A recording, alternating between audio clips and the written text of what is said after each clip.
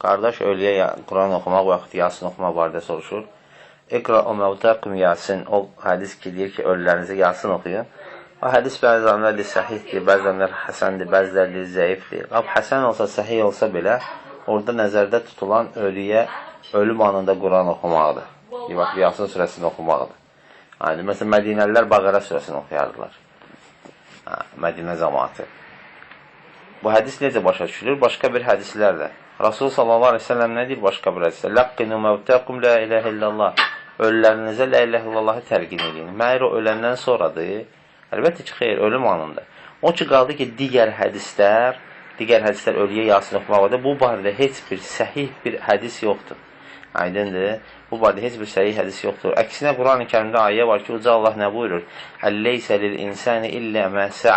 İnsana qalan yalnız və yalnız onun çəkdiyi əziyyət və zəhmətidir. Onun öz səyidir. Aydındır.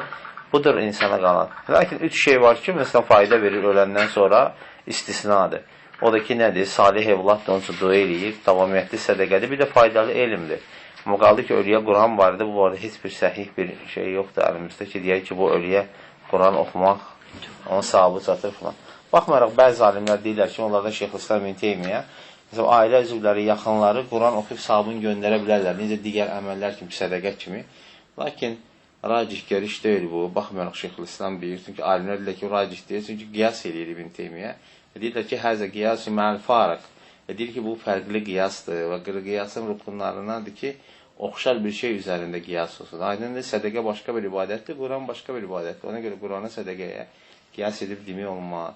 Şəriət ümumiyyətlə bizə deyir ki, ölüyə heç bir şey çatmır. Yalnız istisnalı şeylərdən başqa. Və istisna da gərək dəlillə olsun. Düzünü Allah bilir.